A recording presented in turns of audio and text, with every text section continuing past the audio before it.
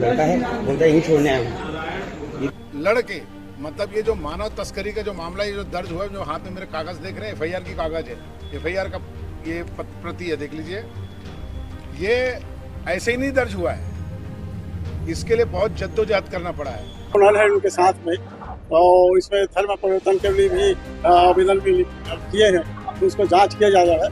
और इसमें 8 से 10 लड़कियों का पासपोर्ट साइज फोटो रखी हुई थी। एक लड़की के पास में 2 आधार कार्ड थे, साथ में अपनी माँ का भी आधार कार्ड रखी हुई थी। जो लड़का उनको लेके आया था उसका 3 आधार कार्ड बना हुआ था। पूछने पे वो बोला मैं अपडेट करवाया हूँ। तो ऐसा क्या था जो वो 3 बार अपडेट करवाया, नहीं समझ में आया। तीनों आधार कार्ड उसके गए। तो जब उन्होंने नानुकुर किया, टाल मटोल की बात, तो उससे समझ आता है कि इनको कहाँ लेके जाया जाए। पहले बोले कि इनको नर्स की पढ़ाई के लिए ले जाया जा रहा है। 6वीं क्लास, 8वीं क्लास, 10वीं क्लास पढ़ी हुई बच्चियों को क्या नर्स की पढ़ाई के लिए ले जाया जा सकता है? हर समाज में कुछ अपवाद रहते हैं, उनके कारण समाज को गाली बढ़ती है, समाज को गलत समाज जैसे हमारे संगठन के सभी पदाधिकारियों को जानकारी हुआ इसके बारे में और मतलब बहुत ही अच्छी तरीके से जांच पड़ताल किए, तो सामने यह आया मानव तस्करी का मामला। नारायण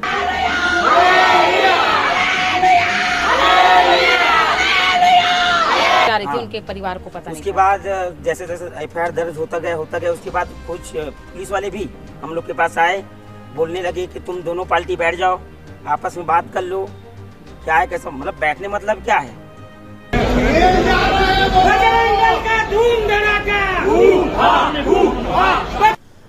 3 लड़की 1 लड़का 2 नन थी, बैठी हुई थी। लड़की घबराई हुई थी, ठीक है, जिसमें 3 लड़की है, जिसमें 1 लड़की रो रही थी, तो हमको डाउट गया। नमस्कार, आप देख रहे हैं वीएलसी न्यूज़। इस वक्त हम मौजूद हैं ऐसे स्थान पर जहां पर विश्लेषण की बात चल रही है। जी हाँ, जानकारी है कि 25 तारीख को सुबह एक ऐसी घटना अंजाम होती जिस पर छत्तीसगढ़ में जो चीज़ नहीं हुआ था वो अप्रिय घटना घटते नजर आ रही। जी है, मानव तस्करी का मामला सामने में आया है। अगर आपको जानकारी होगा 25 तारीख को सुबह क्या हुआ था कि अबुझमाड़ में रहने वाली 3 आदिवासी बच्चियों को जो है एक आदिवासी युवक के द्वारा नारायणपुर के आसपास ओरछा थाना क्षेत्र का पूरा मामला है। नारायणपुर से 3 बच्ची को जो है वो भी आदिवासी बच्ची, उसको लाने वाला युवक भी जो है मंडावी यानी कि वो भी आदिवासी है। वो बस में रात को निकलता है और सुबह जो है दुर्ग रेलवे स्टेशन पहुंचता है। दुर्ग रेलवे स्टेशन में जैसे पहुंचते हैं तो उन बच्चियों को देखकर बजरंग दल के एक जो कार्यकर्ता है पीयूष राजपूत, उनको शक होता है कि ये बच्ची कैसे, कुछ इनका चेहरा मुरझाया टाइप में मतलब एक रोनी शक्ल लेके ये सफ़र कर रही है। तो वो पास में जब जाके देखा तो बच्ची रो रही थी। उनका शक हुआ कि ये बच्ची 2 नन भी सामने हैं, साथ चल रही है 2 नन और 1 लड़का है, तो ये लड़की क्यों रो रही है। उसने जाके करीब से पूछा कि आप क्यों रो रहे हैं। उसके बाद जो मामला सामने आया वो पूरे छत्तीसगढ़ को झिंझोड़ के रख दिया। जिस तरह से छत्तीसगढ़ में पहली बार एक मानव तस्करी का जो है उस पर एफआईआर हुआ है, यानी कि बीजेपी सरकार को अब सोचने पर मजबूर होना पड़ेगा, क्योंकि अब तक बात धर्मांतरण की होती थी, लेकिन यहाँ पर बात जो है मानव तस्करी यानी कि आप समझ सकते हैं कि कितना बड़ा जो मुहिम है उसको अंजाम दिया जा रहा था। कई लोगों का सवाल था कि छत्तीसगढ़ से बच्चियां बहुत गायब हो रही है। हम ये नहीं कहते, हम कतई नहीं कहते कि इनको कौन गायब कर रहा है, लेकिन कुछ आंकड़े छत्तीसगढ़ में सामने नजर आया कि छत्तीसगढ़ के आखिर आदिवासी वनांचल क्षेत्र के बच्चे आखिर जाति कहाँ हैं। तो कहीं ना कहीं आप मानव तस्करी से जो अभी 25 तारीख को रजिस्टर्ड हुआ एफआईआर, उसमें कुछ समझ में आता है। उन सारी बातों को, आखिर ये मानव तस्करी का मामला कैसे आया, कौन उनको पहली बार पकड़ा है, फिर कैसे 2 नन आई और नारायणपुर में फिर क्या हुआ, उन बच्चियों के माता पिता का जो है क्या उनका अनुमति था, क्योंकि बच्चों का जो लड़का लाया था रेलवे स्टेशन पे बच्चियों का, उनका गोल मटोल जवाब था। पहले शुरुआत क्या पहली बार आया हूँ से लेके उस लड़के का जो समय बीतता गया और उनका जो है स्टेटमेंट बदलता गया। आखिर में पता चलता है कि लड़का 1 बार नहीं 5 बार आ चुका है। तो बहुत सारी विषय है जो गंभीर विषय है। मेरे हाथ में आप देख सकते हैं FIR की कॉपी है। ये FIR जो छत्तीसगढ़ में जो कभी मानव तस्करी के नाम से नहीं रजिस्टर्ड हुआ था, वो जो है रजिस्टर्ड हो चुका है। अब पूरे छत्तीसगढ़ प्रशासन को है इस मानव तस्करी पर जो है अब जवाब देना ही पड़ेगा, क्योंकि अब जनता से लेकर राजनीति पक्ष विपक्ष और समाज के लोग हैं अब खुलकर सामने आ रहे, क्योंकि अब मामला जो है मानव तस्करी का लग गया है।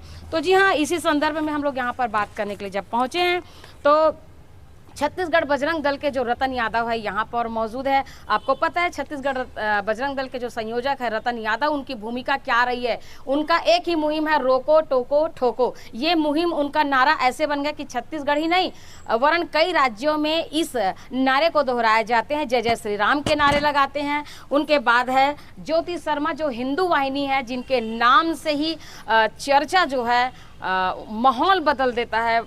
काफ़ी नाम है, मातृशक्ति के रूप में जानी जाती है। भारत के हर राज्य में उनका नाम बहुत सम्मान के साथ लिया जाता है और इस जो पूरी तस्करी में है इनका बहुत बड़े अहम भूमिका है। और उसके बाद चलते हैं कुशल तिवारी जो छत्तीसगढ़ बजरंग दल के विभाग सह संयोजक है। इनका भी बहुत महत्वपूर्ण है, क्योंकि जिस तरह से रेलवे स्टेशन पर पहुंचे थे प्लेटफॉर्म नंबर 1 पर, इन लोग बताते हैं और इनके माध्यम से जानना चाहते हैं कि एक्चुअल में 25 तारीख को सुबह 8 बजे से शाम 5 बजे तक क्या हुआ। ये पूरी तमाम विषयों पर आप बने रहे और पूरी जानकारी लेते हैं। फिर आगे चलते हैं रवि निगम छत्तीसगढ़ प्रांत छत्तीसगढ़ विभाग के जो है विभाग संयोजक है छत्तीसगढ़ बजरंग दल के। फिर आगे चलते हैं पीयूष राजपूत जो जिला के जो उपाध्यक्ष हैं। और उसके बाद चलते हैं इंद्रजीत महाराज जो है सत्संग प्रमुख है। और इंद्रजीत महाराज वो शख्स है जिन्होंने थोड़े से समय पर लोगों का जो हिंदूवादी जो लोग हैं उनके भारी संख्या में लोगों को जो है इकट्ठा कर लिए। आइए अब बात करते हैं अब वो सवाल जो खरी खरी होने वाली है, वो बात जो जनता जानना चाहती है, वो बात जो सवाले के कटघरे में अभी तक लंबे समय से छत्तीसगढ़ जूझ तो रहा था, लेकिन कहते थे सबूत नहीं होने की वजह से हर बार जो ऐसे विचारधारा के लोग बदलते गए हैं। तो छत्तीसगढ़ के जो प्रांत के जो संयोजक है रतन यादव जी, पहले तो मैं उनसे बात करना चाहूँगी।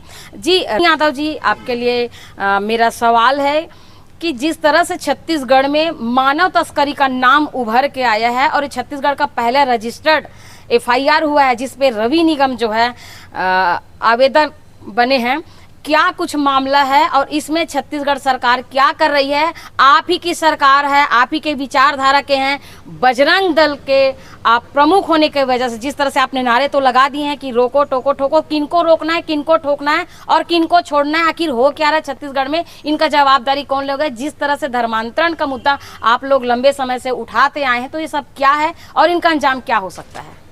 देखिए, सबसे पहले तो मैं बताना चाहूँगा कि जब ये कल घटना हुई शाम सवेरे 7 बजे, तो हमारे कार्यकर्ताओं ने संपर्क किया और आनन फानन में इन लोगों ने लड़ के, मतलब ये जो मानव तस्करी का जो मामला ये जो दर्ज हुआ, जो हाथ में मेरे कागज़ देख रहे हैं FIR की कागज़ है, FIR का ये प्रति है, देख लीजिए।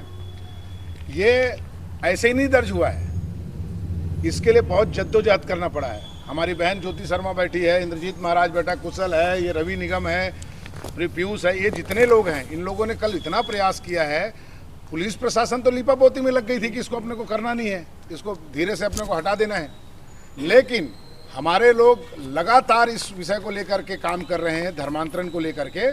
तो ये जो नन लोग हैं, इससे पहले भी कुछ नन लोग दुर्ग स्टेशन में पकड़ाए थे, उसमें भी ये वाला मामला नहीं था कि मानव तस्करी का कोई मामला आ रहा है, लेकिन ये पहली बार जो दर्ज हुआ है, इसके लिए मैं अपने सभी कार्यकर्ताओं को साधुवाद और धन्यवाद देता हूं कि इन लोगों ने बहुत अच्छा प्रयास करके एक अच्छा बेहतरीन काम किया।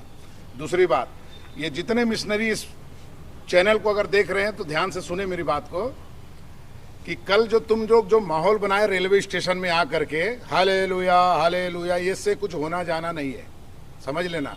और ये मैंने देखा कुछ लोग उसमें गुंडे प्रवृत्ति और गैंगस्टर प्रवृत्ति के भी लोग उसमें थे, उन सबको कान खोल के सुन लो। ये सामाजिक मामला है, तुम्हारे जैसे लोगों की औकात नहीं है कि तुम हमें बताओ। एक व्यक्ति ये कह रहा था उसमें कि बजरंग दल से अब हम लड़ने के लिए तैयार हैं, आजा लड़ जा, हम लोग तो तैयार बैठे, तुम्हारे जैसे कि 2 कौड़ी की औकात वाले लोग, तुमको हम ऐसा सबक सिखाएंगे, ये गुंडागर्दी करना भूल जाओगे तुम लोग सब। पहला। दूसरा, ये जितने मिशनरी हैं, ये जो छोटे भोले भाले लोगों को जो बरगला के फुसला करके जिस तरीके से ये हमारी बहन बेटियों के साथ अन्याय कर रहे हैं, उसके खिलाफ ये छत्तीसगढ़ बजरंग दल के पूरे छत्तीसगढ़ में बजरंगी खड़े हैं। कल उसका परिणाम देखने मिला कि जब ये बच्चे जब पकड़ाए तो पुलिस थाने में लेके गए, तो हमारे बस्तर के बजरंगी ने, अविनाश गौतम जिसका नाम है, उनसे दीदी ने संपर्क किया और वहां संपर्क करने के बाद विदिन 10 मिनट्स 10 मिनट के अंदर उसने लड़की के परिवार में जाकर संपर्क किया। तब जाकर मालूम चला कि उनके परिवार तक को भी सूचना नहीं है। ये जो नारायणपुर है उसके अंदर में एक गांव है ओरछा गांव करके, वहां की अबुझबान क्षेत्र की बच्चियां थी वो। आप सोच लिए, ये जब पकड़ में आ गए तो समझ में आ गया लोगों को, ये से कई बच्चों को ये लोग लेकर गए होंगे तस्करी करके। और उसके साथ साथ ये धर्मांतरण का भी कार्य करते हैं। ये झूठ बोलते हैं कि नर्सरी कराने ले जा रहे हैं या कुक करने के लिए ले जा रहे हैं, मतलब कई प्रकार के बयान को बदलना। और उसके बाद बहुत बेहतरीन तरीके से इन लोगों की एक टोली है, रैकेट है, धर्मांतरण गैंग का एक रैकेट है, जो ये लोग इकट्ठे होते हैं जल्दी से कि बजरंग दल वाले अब खड़े हो गए हैं, अब हम लोग को भी इनको जवाब देना है करके। जवाब देना है, तुम लोगों को जहां मिलोगे, जिस कंडीशन में मिलोगे, अगर धर्मांतरण करते पाए जाओगे तो वहीं ठोके जाओगे। ध्यान रखना मेरी बात को। पुलिस प्रशासन और पुलिस के भरोसे अब रहने की समस्या मुझे नहीं लगता कि अब रहना। समाज को अपनी आंखें खोल करके रखना है। पुलिस प्रशासन बाद में आएगा भाइयों, ध्यान में रखना। इन लोगों को सबक सिखाने का टाइम आ गया है और इनको हर हाल में हम सबक सिखाएंगे। और शुरू से हमने जो कहा है, रोको टोको ठोको, ये अभियान निरंतर चलता रहेगा। ये अब रुकने वाला नहीं है, क्योंकि जिस तरीके से हमारी बहन बेटियों के साथ हो रहा है, हम ऐसा होने नहीं देंगे, चाहे वो कोई भी रहे। अगर प्रशासन से लड़ना पड़े, पुलिस प्रशासन से लड़ना पड़े, सरकार से लड़ना पड़े, तो लड़ेंगे। जैसे मेरी बहन ने कहा कि सरकार तो आपकी ही है। नहीं बहन, सरकार हमारी नहीं है। ये सबका साथ सबका विकास वाले लोग हैं। हमारा तो सिर्फ हिंदू समाज है और हम कोई राजनीतिक पार्टी से अपना कोई संबंध नहीं रखना चाहते, और ना है। हम सिर्फ और सिर्फ अपने हिंदू समाज के लिए बैठे हैं। आज ये सरकार भी बैठी है तो हमारे बहुत सारे लोगों का योगदान है उसमें। लेकिन आज जिस कंडीशन में मैं देख रहा हूं अपने समाज को, मुझे बहुत तकलीफ हो रहा है कि सरकार रहने के बावजूद भी अगर इस प्रकार की कंडीशन हो रही है तो ये सोचने का विषय है। जी, केंद्र से लेकर छत्तीसगढ़ में डबल इंजन की सरकार है। डबल इंजन की सरकार में हमेशा भगवा विचारधारा का स्थान रहा है। अभी आपके कहीं ना कहीं जब गृह मंत्री के रूप में जब नहीं थे विजय शर्मा जी, तो भी आपके मित्र के रूप में थे। लेकिन क्या ऐसे कारण हो गए हैं कि इस तरफ से बिल्कुल विमुख हो चुके हैं? देखिए, ऐसा है, राजनीतिक पार्टी से संबंध रखने वालों से मेरा कभी कोई संबंध रहा ही नहीं है। बस एक औपचारिकता है कि वो गृह मंत्री हैं या मुख्यमंत्री हैं या उप मुख्यमंत्री हैं, तभी तक के हम एक हमारे प्रदेश के मुखिया हैं। रतन यादव जी, अभी तक तो जो छत्तीसगढ़ सरकार है वो धर्मांतरण को रोक नहीं पा रहा है। इतने बड़ा मानव तस्करी का जो है रवि निगम के द्वारा से वहां पर FIR पंजीबद्ध हो चुका है। आप कितने लोगों से लड़ेंगे? क्योंकि प्रशासन, कभी आप प्रशासन के दरवाजा नहीं खटखटाएंगे, कभी राज्य सरकार आपको सपोर्ट नहीं कर, तो आप कुछ लोग मिलकर कितने लोगों से लड़ पाएंगे? मैंने कहा कि ये जो हिंदू समाज जैसे सत्ता में आपको लाकर बैठाया है ना, वैसा सत्ता से उखाड़ के फेंक भी देगा आपको। ये ध्यान में रख लेना। घमंड कभी नहीं करना। आप जिस नाम से आप सत्ता पर आग बैठे हैं, अगर ऐसे लोगों पर कार्रवाई नहीं होगी और उल्टा हिंदूवादी लोगों को पुलिस प्रशासन से आप दबाव बनवाओगे, तो याद रखना इसका परिणाम बहुत बुरा होने वाला है। जी, और मैं स्पष्ट कहना चाहूंगा, ये जो मिशनरी लोग जो आज इतना जो आगे बढ़ गए हैं, उसमें कहीं ना कहीं हमारा सरकार फेलवर है। मैं स्पष्ट करना चाहूंगा गृह मंत्री से, मुख्यमंत्री से, आप आदिवासी हैं सर, आप आदिवासी हैं। आपको इसीलिए मुख्यमंत्री बनाया गया कि कम से कम आप दुख को समझेंगे। लेकिन जिस तरीके से वहाँ कांड हो रहा है बस्तर में, और जिस तरीके से हमारी बच्चियों को निकाल के बाहर निकाला जा रहा है, आपसे निवेदन करता हूँ, इस पर इतनी कड़ी कार्रवाई होनी चाहिए। संज्ञान लीजिए। एक भी बार आपका बयान नहीं आया इस पूरे विषय को लेकर के। सिर्फ बजरंग दल के कार्यकर्ता या हिंदू समाज के लोगों की जिम्मेदारी नहीं है। आप प्रदेश के मुखिया हैं, आपको भी इसमें संज्ञान लेना पड़ेगा और ऐसे लोगों को कड़ी से कड़ी कार्रवाई करनी पड़ेगी। रतन यादव जी, 3 बच्चियों के ऊपर जो है पीयूष राजपूत का नजर पड़ गया रेलवे स्टेशन पे। मान लो अगर उनकी नजर उन बच्चों पर नहीं पड़ती, तब क्या होता? बहुत सारी ऐसी बच्चियों का तस्करी हो चुका है, जहां तक हमको अब सूचना मिल रहा है। मैं तो सीधा कार्यकर्ता को सीधा स्पष्ट निर्देश दिया हूं कि आने वाले समय में ये धर्मांतरण को विषय को लेकर के, हिंदू समाज को लेकर के एक बड़ा ज्ञापन देने का कार्यक्रम मुख्यमंत्री और साथ ही साथ प्रधानमंत्री के नाम से दिया जाएगा कि सिर्फ नाम के लिए या वोट के लिए सिर्फ हिंदू समाज को याद मत करिए, हिंदू समाज की पीड़ा को भी समझिए और आप इस पर कड़ी कार्रवाई करिए। गौरक्षक और धर्मांतरण को लेकर नया नियम आएगा, नियम लागू होगा, नया कानून बनेगा। कब आखिर वो कानून आएगा? और सभी कानून बने हुए हैं और कितने लोगों की भेंट लेना चाहते हैं? सभी कानून बने हुए हैं, सिर्फ देखने दिखाने का, बेवकूफ बनाने का एक प्लान चलता है इन लोगों का। लेकिन अगर इसी प्रकार से चलता रहा छत्तीसगढ़ के अंदर तो हम अपनी बहन बेटियों का रक्षा हमें खुद करना पड़ेगा, जैसा कर रहे हैं करते रहेंगे। मतलब प्रशासन कानून को अपने हाथ में लेना पड़ेगा। जरूरत पड़ा, देखिए अपने समाज को बचाने के लिए जब कोई पुलिस प्रशासन का व्यक्ति हमारे ही कार्यकर्ता को टारगेट करके चमकाता है, उसको दबाने का प्रयास करता है, ये अपना हिंदूवादी सरकार है ना। अभी तो आप ही लोग बोलते हैं ना काहे का हिंदूवादी सरकार है। एक हमारा कार्यकर्ता पुलिस थाने में जाता है, उसका कोई औकात नहीं है आज की डेट में, कोई वो गलत कार्य नहीं बोलता जा करके, वो कोई अच्छे कार्य के लिए जब भी जाता है तो उसको प्रताड़ित किया जाता है। काहे का है? ये 2-4 बड़े लोग जो जाकर मिल करके आप अंदर में काम कर ले रहे हैं, अंदर ही अंदर गुपचुप बात कर रहे हैं, तो आपने अपना काम कर लिया। बाकी छत्तीसगढ़ में इतने सारे बजरंग दल को बजरंगी कार्यकर्ता बैठे हुए हैं जो आपके लिए लड़े, समाज के लिए लड़ने वाले लोग हैं, उनको आप प्रताड़ित करने में लगे। बहुत जगह सूचना मेरे को आती रहती है बराबर जी। मैं गृह मंत्री से इस बार मुलाकात करके इस विषय को रखूंगा, अन्यथा आप देखते रहिए कि अगर ये नहीं सुधार लाते हैं अपने किसी चीज में तो आने वाले समय में ये सत्ता से बाहर रहेंगे। जी बहुत बहुत धन्यवाद रतन जी, मैं आपके पास आती हूँ। और अभी आप देख सकते हैं यहाँ पर छत्तीसगढ़ की जो मुख्य धारा पर मातृशक्ति के रूप में ज्योति शर्मा जी यहाँ पर मौजूद है। ज्योति शर्मा जी, आपके ऊपर लगातार एक आरोप लगा जाता है कि आप हमेशा मिशनरियों के खिलाफ रहते हैं और उनको बहुत मारते हैं। कल भी आप लोग जो है नन को मारे हैं। उस मतलब जो लड़का जो नारायणपुर से जो लड़का उन बच्चियों को लेकर आया तो उनको भी बहुत मारे हैं। और आपका जो विचार है मतलब क्रिश्चियन जो मिशनरी हैं उनके ऊपर भारी रहता है। क्यों आखिर आप इतना आक्रोशित होते हैं?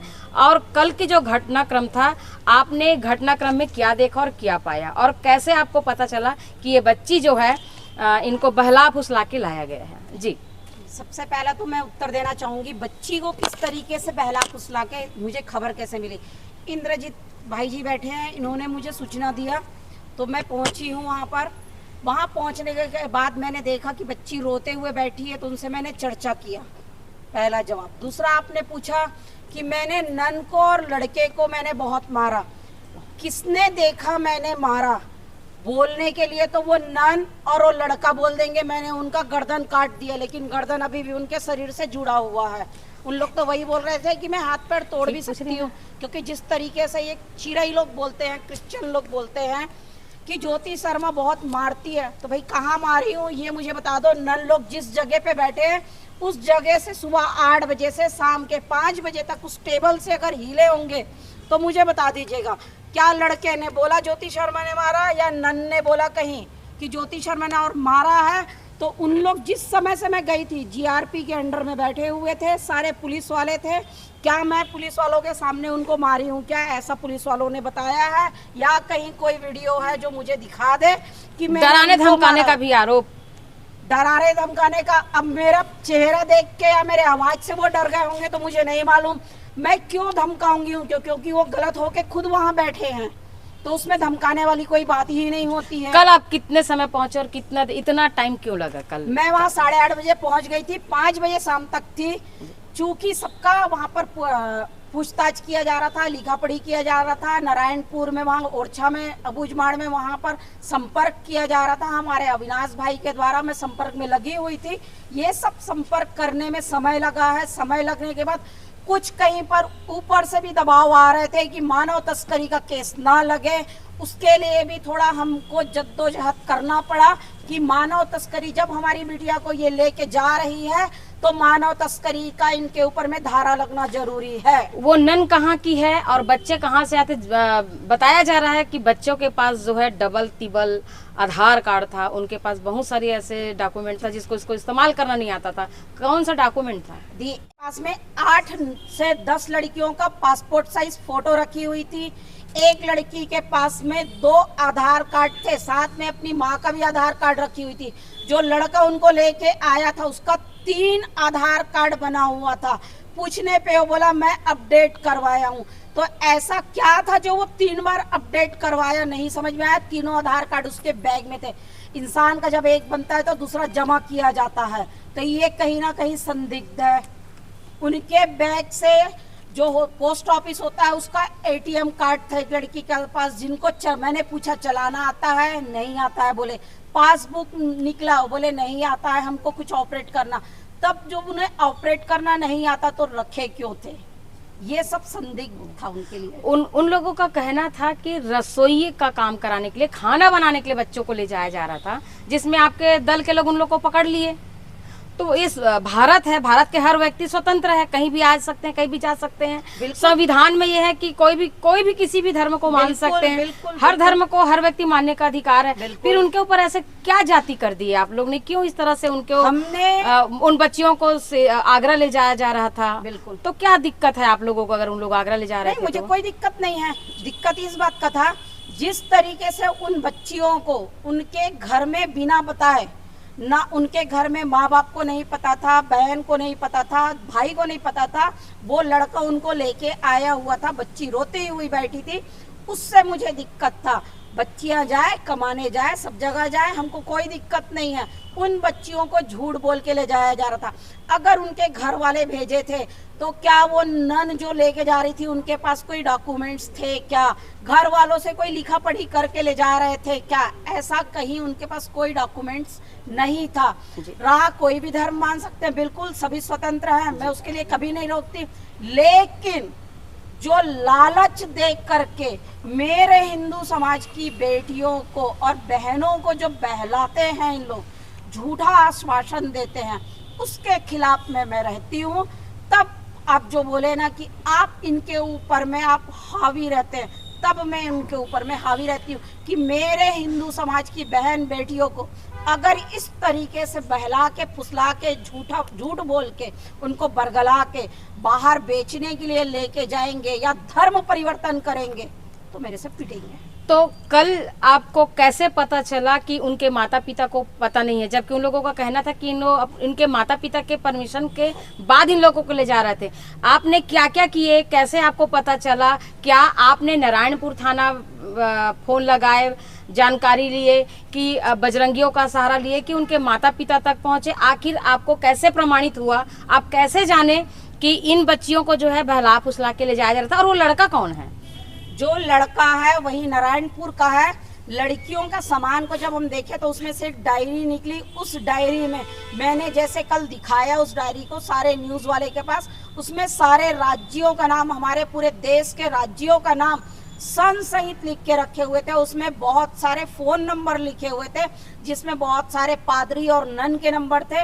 उसी में अपने जीजा जी का भी नंबर रखी थी। तो उस नंबर को मैंने पूछा, उसने बोला ये जीजा जी का है, जिसमें नाम नहीं था। फिर मैंने संपर्क किया उनके जीजा जी से, तो उनके जीजा जी से बात हुई। उनके जीजा जी ने कहा कि हमें नहीं पता है, ये सिर्फ बोल के गई है नारायणपुर घूमने जा रही हूँ, ये कहाँ जा रही हमें नहीं बताई है।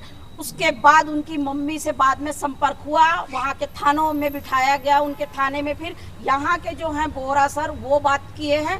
इस तरीके से लिंक से सब चीज वहाँ नारायणपुर में हमारे अविनाश गौतम भाई हैं, उनके द्वारा पूरा लाइन अप करके बात किया गया, तभी जाके बातें जो है क्लियर हुआ। कितना टाइम लग गया इस सारे प्रोसीजर में? 4 घंटे। 4 घंटे। ज्योति शर्मा जी, इन लोगों का जो है, जो आपके हिंदू हैं, आपके हिंदू ही उनके चर्च में जाते हैं, तो वो क्या करें? और प्रभु को जो मानने वाले हैं, प्रभु को अनुयायी करने वाले हैं, तो सीधे उन लोग का कहना है कि उन लोग खुद आते हैं, हम उनको बुलाते नहीं हैं। लालच प्रलोभन वाले कोई भी बात उन लोग स्वीकारने को तैयार नहीं। और आप लोग बोलते कि प्रलोभन, तो क्या है प्रलोभन? देखो, किसी के घर में ये मैं किसी के घर में बार बार क्यों जाऊंगी? ये जो नन और पादरी होते हैं, जिनको एक एरिया दिया जाता है, इस एरिया में इतने घर में जाना, उनके घर में रोज जाके क्यों बैठते हैं? वो कहीं ना कहीं वहां पर उनके घर में जो प्रॉब्लम रहता है हम ठीक कर देंगे, हमारे चर्च में आप आइए ठीक हो जाएगा, इस तरीके से हम लोग पैसे देंगे, हम बीमारी ठीक करेंगे, इस तरीके से उनके दिमाग में इस चीज को बिठाया जाता है और उनको धीरे धीरे चर्च में लाया जाता है। तो कहीं ना कहीं इन लोग लालच दे रहे हैं ना, इसलिए मैं बोलती हूँ लालच दे करके धर्म परिवर्तन करवा रहे हैं मेरी बहनों का। जिस तरह से जय जय जय जय श्री राम के नारे और एक तरफ जो हालेलुया का जो है नारा लग रहा था, तो क्या आपका गला भी उसी में? बिल्कुल, एक तो हम जय श्री राम के नारे लगा रहे थे, उन लोग हालेलुया और जय संविधान बोल रहे थे, तो संविधान तो हम भी मानते हैं। हमने कहा कि हम मानते हैं भाई संविधान को, कहाँ नहीं मानते हैं तुम बताइए करके। तो लोग बोले नहीं, हम लोग हर संविधान में चलते हैं, बालिग हैं लोग, लड़कियां बालिग अपने मर्जी से कहीं भी आ जा सकती है। मैंने कहा ठीक है, लड़कियां बालिग है आ जा सकती है, तो बच्चियां हैं इसलिए हम वहाँ खड़े हैं। वो लड़कियां हैं, वो परिपक्व नहीं है। अगर बच्चियां गलत कर रही है तो हम हिंदू समाज के उनके संरक्षण होने के कारण हम उनका मदद करने के लिए, उनको रोकने के लिए आए हुए थे। जिस तरीके से कल इन लोग आए हुए थे और हालेलुया जो कर रहे थे, तो उनको चेतावनी देना चाहूंगी। कल एक बार मन में आया था कि सबको वहीं सुटाई करना शुरू करूं, लेकिन मेन उद्देश्य था ये जो तुम्हारी जो दो नन, तुम्हारी अम्मा जो अंदर बैठी थी ना, और तुम्हारा बाप जो नारायणपुर से लेके आया था लड़कियों के, उनके लिए कार्रवाई करवाना मेरे लिए पहले जरूरी था। और रात तुम लोग जितने यहाँ के जो घूमते हो पास्टर लोग, जो अपने आप को फादर वादर किनका बाप बोलते हो, तुम लोग जानो किनके बाप हो मेरे को नहीं पता, सुटाई तो तुम्हारी होगी। और बोलते हो ना हम बजरंग दल वालों से टक्कर लेंगे, अरे मेरे पूरे बजरंग दल वाले भाइयों से बाद में निपटना, पहले मुझसे तो तुम लोग निपट लो। देख के साइड में लग जाते हो, अरे साइड हो जाओ, मुस्टंडी आ रही बोलते हो, तो मुस्टंडी तुम्हारे लिए ही बनी हो, समझ में आया? इतना मारूंगी अब ना कि सुधर जाओगे तुम। ज्योति शर्मा जी, आप मारने के अलावा कोई दूसरी भाषा में बात नहीं करते? बिल्कुल नहीं, ये जो इसी भाषा में समझते हैं, मार की भाषा समझते हैं। क्या होता है ना, जब कुत्ता पागल हो जाता है तो उसको मार दिया जाता है। तो इन लोग का जो दिमाग जो बोलती थी गलत है, इन लोग पागल हो चुके हैं। जिस तरीके से कल इन लोग कर रहे थे यहाँ पर रेलवे स्टेशन में पागलपन का, मैं तो बोलना चाहूंगी शासन प्रशासन से, कल जितने लोग ये दोनों नन और वो लड़का के लिए आए हुए थे मानव तस्करी के लिए, इन लोग इनके ऊपर में FIR हुआ है, उनका साथ देने आए थे, सभी का जांच किया जाए। क्या इन लोग उनके साथ में कहीं ना कहीं सम्मिलित तो नहीं है, इसलिए उनका मदद करने आए थे। मैं किसी गलत का साथ देने जाऊंगी तो उनके कहीं ना कहीं संपर्क में रहूंगी, तब उसका साथ देने जाऊंगी। तो मैं शासन प्रशासन से एकदम अनुरोध करना चाहूंगी, कल जितने उनके पादरी आए हुए थे और जितनी महिलाएं आई थी, कहीं ना कहीं इनसे संपर्क में है और इन लोग लिंक से जुड़े हुए हैं मानव तस्करी के।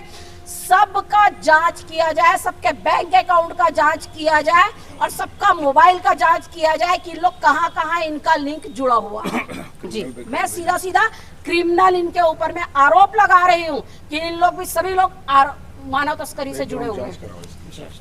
जी, ज्योति शर्मा जी आपके पास आते हैं, उसके बाद उससे पहले हम चलते हैं रवि निगम के पास, जो विभाग के संयोजक है छत्तीसगढ़ बजरंग दल के। रवि निगम जो है वो आवेदक बने हैं, जो 25 तारीख जो 3 बच्चों का जो आगरा ले जाने वाले जो मामला था उस पर FIR हुआ है। रवि निगम यहाँ पर मौजूद है। जी रवि निगम जी, आप क्या सोचकर कल मानव तस्करी का आपने आवेदन दिया जो FIR में बदला? वो आप देख रहे होंगे कि साफ सुथरा उस विषय पूरा संज्ञान में था, आप लोग के मीडिया के समझ में था, क्योंकि विषय सुबह 8:30 बजे से लेकर शाम के 5 बजे तक हुआ। तो जब उन क्रिश्चियन जो महिलाएं थी तो उनको जब पकड़ा गया और उनसे जब पूछताछ की गई, तो जब उन्होंने नानुकुर किया, टाल मटोल की बात, तो उससे समझ आता है कि इनको कहाँ लेके जाया जाए। पहले बोले कि इनको नर्स की पढ़ाई के लिए ले जाया जा रहा है। 6वीं क्लास, 8वीं क्लास, 10वीं क्लास पढ़ी हुई बच्चियों को क्या नर्स की पढ़ाई के लिए ले जाया जा सकता है क्या? ये कहीं गलत है पूरी तरह से। तो उस हिसाब से हमको लगा कहीं ना कहीं ये मानव तस्करी में होता है, धर्मांतरण पे होता है। इस विषय को लेकर हम लोगों ने आवेदन दिया रेलवे पुलिस को। रेलवे पुलिस ने जांच कर तत्काल प्रभाव में FIR दर्ज किए मानव तस्कर के। इस तरह के कितने जो है कंप्लेन FIR बने हैं? पूरे छत्तीसगढ़ में पहला FIR है जी, पूरे छत्तीसगढ़ में पहला FIR है जो मानव तस्करी का हुआ है।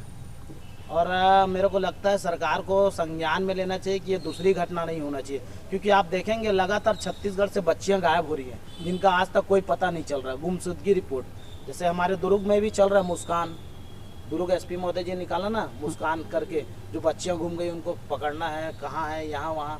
वैसे यहाँ शहर क्षेत्र में तो हमको मिल जाती, जो ग्रामीण से बच्चियाँ आती हैं, ये नारायणपुर की बच्चियाँ थी, दंतेवाड़ा की बच्चियाँ थी, ये सब का अभी तक कोई पता नहीं चला। कई बच्चियां गायब हो गई हैं, इनका कोई पता नहीं चला। ये तो मतलब खुदा ना खास्ता से पकड़ा गए। तो इनका रैकेट हमको पता चला कि बड़े पैमाने में रैकेट कर रहे हैं। तो अभी आप लोग के विचार में, मस्तिष्क में कुछ ऐसा चल रहा है जो आप लोग करने वाले हैं?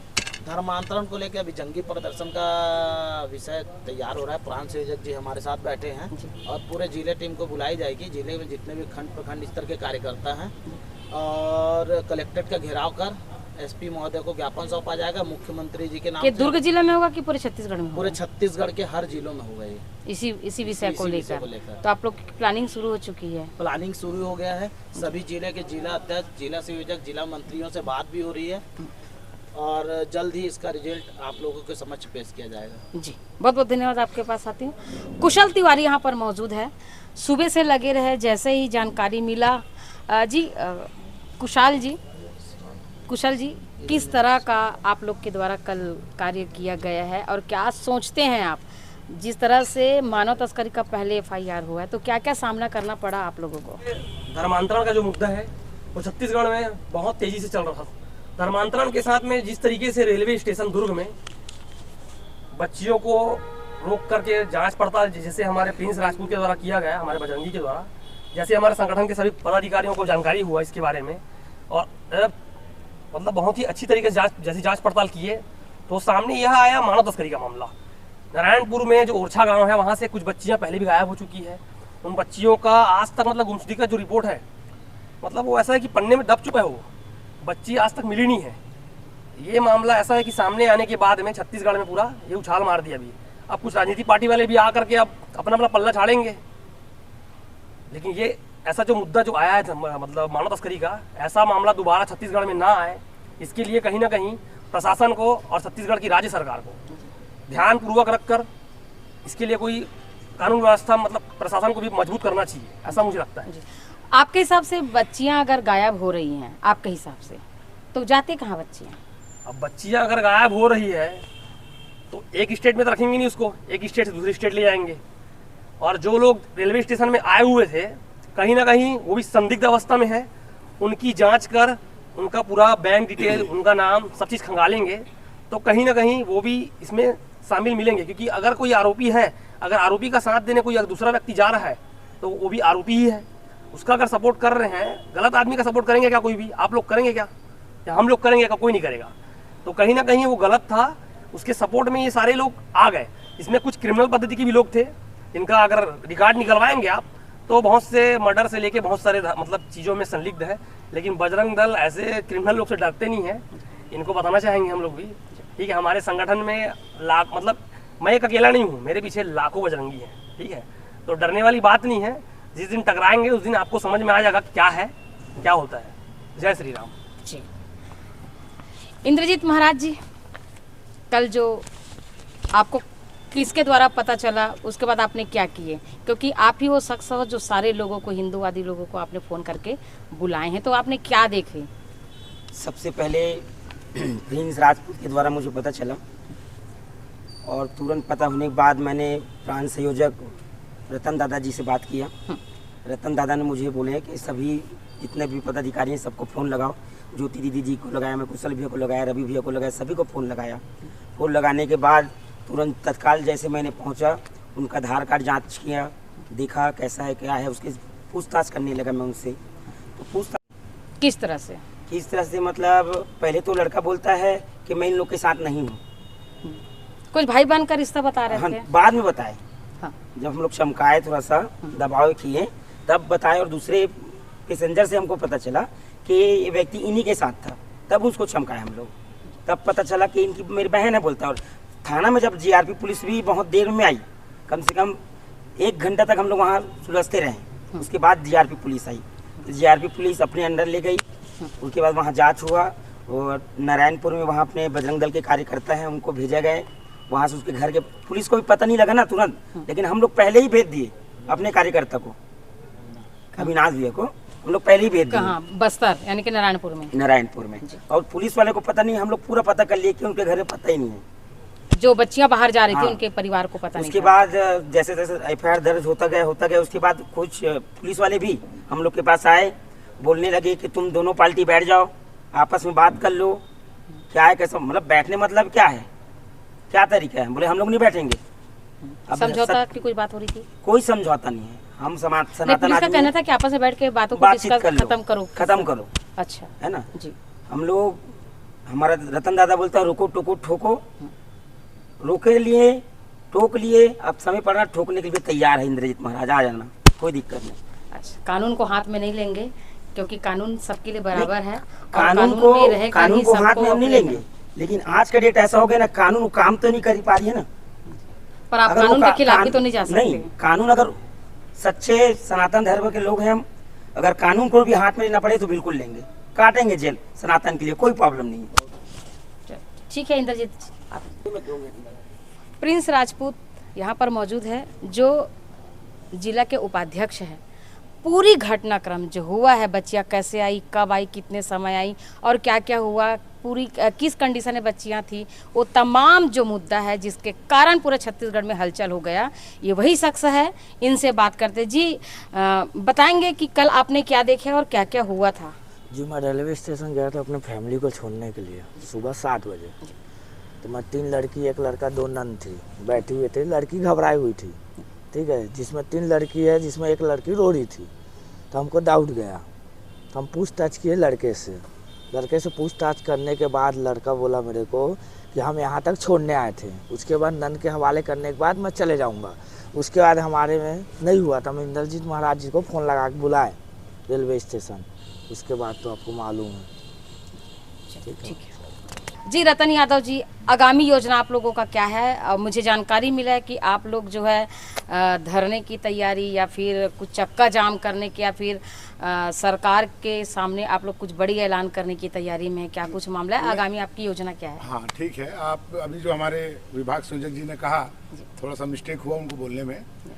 कार्यक्रम ऐसा रहेगा, दुर्ग जिला में ये पकड़ाया, तो दुर्ग जिला के IB LIB कहाँ थे, ये हमारे कार्यकर्ता उस पकड़ाए, क्या इनके पास खुफिया तंत्र नहीं है? इस वजह से कलेक्टेड घेराव की योजना तो हो रही है, खास तौर पे दुर्ग जिले में। अगर इसके बाद भी इनका आंख नहीं खुलता है तो छत्तीसगढ़ स्तर पे हमारे कार्यकर्ता सब खड़े हैं रेडी, सभी जिला केंद्रों पर इस विषय को लेकर के ज्ञापन सौंप करके एक जंगी प्रदर्शन की तैयारी हम करेंगे। लेकिन फिलहाल जल्द से जल्द हम कलेक्ट्रेट को घेराव करने जा रहे हैं, उसके लिए हम रणनीति बना करके आपस में सभी अभी बैठेंगे। और ये जो लगातार चल रहा है, तो हमें प्रशासन के भरोसे अब नहीं बैठना है, वो अपना काम करे, प्रशासन जो करना है। हिंदू समाज के जागरूक कार्यकर्ता जितने भी हैं, वो सब हम लोग अपने समाज के लिए खड़े होंगे और इसके लिए एक ज्ञापन सौंपेंगे कलेक्टर महोदय को कि प्रधानमंत्री तक हमारी बात पहुंचे और मुख्यमंत्री तक हमारी बात पहुंचे कि ये जो हो रहा है ये छत्तीसगढ़ में बंद होना चाहिए, अन्यथा भयानक स्थिति आने वाली है। ये मैं आपको आपके मीडियम के माध्यम से सभी को बताना चाहूँगा। जय श्री राम। VLC न्यूज़ के तमाम दर्शकों को हम बता देना चाहते हैं कि कल का जो घटनाक्रम यानी कि 25 तारीख को जो सुबह 8 बजे से शाम 5 बजे तक जो घटनाक्रम हुआ है, VLC न्यूज़ ने इस सारे रूपरेखा को या फिर यहाँ का जो भी घटनाक्रम था उसको पहले खबर बनाए हैं और जो बच्चियों का जो स्टेटमेंट है VLC न्यूज़ के चैनल पर आप देख सकते हैं। और भारत का जो हर नागरिक है संविधान से चलता है और संविधान से बड़ा भारत में कोई नहीं हो सकता। लेकिन ऐसे में मानव तस्करी अगर छत्तीसगढ़ में FIR के माध्यम से सामने आए हैं, नारायणपुर के आदिवासी बच्चे जो कल यहाँ पर पकड़ाए हैं, तो अब क्या छत्तीसगढ़ सरकार इसके बाद फिर से कोई आवेदन का इंतजार करेंगे या एक्शन के मूड में रहेंगे? क्योंकि छत्तीसगढ़ प्रशासन में जो बैठे हैं, जो मुख्य धारा से जुड़े हुए, उनका कहना है कि अभी तक कोई भी जानकारी या कोई भी FIR नहीं था। तो आज आप देख सकते हैं इस टेबल के पास जो है मानव तस्करी का FIR, तो क्या छत्तीसगढ़ सरकार जो है नींद से जगेगी या फिर से कुंभकर्णी नींद में चले जाएगी? ये आने वाले समय बताएगा। जिस तरह से बजरंग दल के लोग जो है आक्रोश होते चले जा रहे हैं कि LIB को या शासन प्रशासन के जो खुफिया तंत्र थे उनको आखिर इतनी बड़ी घटनाक्रम के बारे में क्यों जानकारी नहीं हुआ, क्यों इतनी बच्चियां गायब हो रही, सरकार के पास कोई आंकड़े नहीं है। आंकड़े अगर मिल भी गए तो ये बच्चियां जाती कहाँ है? अगर जाती तो बच्चियां वापस क्यों नहीं आती? कौन बताएगा? समाज के ठेकेदार कौन है? अगर भगवाधारी विचारधारा के लोग अगर समाज के अगर ठेकेदार बन के अगर बैठे तो प्रशासन क्या कर रही है? हाथ पर हाथ धर के बैठी है। आखिर प्रशासन क्या कर रहा है? राज्य सरकार से केंद्र सरकार हमेशा एक मुहिम चला रहा है कि गौ रक्षा हो चाहे फिर धर्मांतरण हो, उस पर कानून बनेगा। आखिर ये कानून कब बनेगी? कब सरकार के सिर पर जो है जूब चलेगी? और सारे अगर कार्य ही अगर भगवा ब्रिगेड को दे दिया जाए तो फिर आप सोच सकते हैं प्रशासन पर भरोसा कौन करेगा। तो अगली इनकी रूपरेखा क्या होगी, ये तमाम विषयों पर हम फिर से आपके पास आएंगे। जब तक के लिए बने रही VLC न्यूज़ के साथ, तब तक के लिए नमस्कार।